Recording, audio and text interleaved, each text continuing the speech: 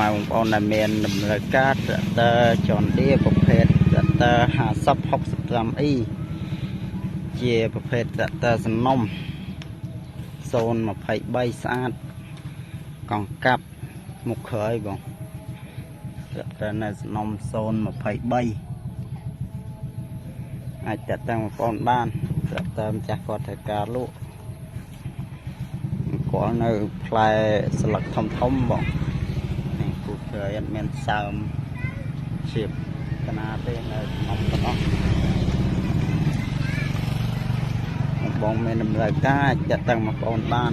នេះគៀកក្រោយអីបងអត់ទាន់មានដោះកណាទេបងនៅសំណុំស៊ីនស្អាតកង់កាប់មុខក្រោយបងនេះម៉ាស៊ីនអត់មានសើមតាណាទេស្អាតស្ងួតល្អគាត់តំឡើងពីឈួរ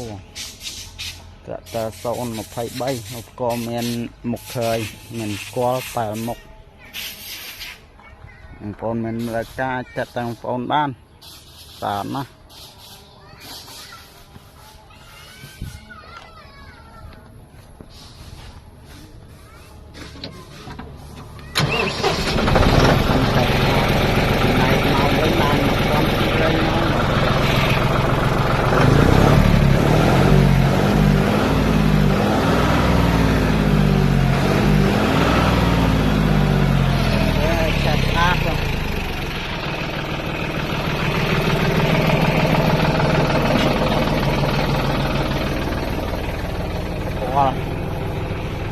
កលបានពោះមិនអើមិនធ្លាក់ស្រុតទេ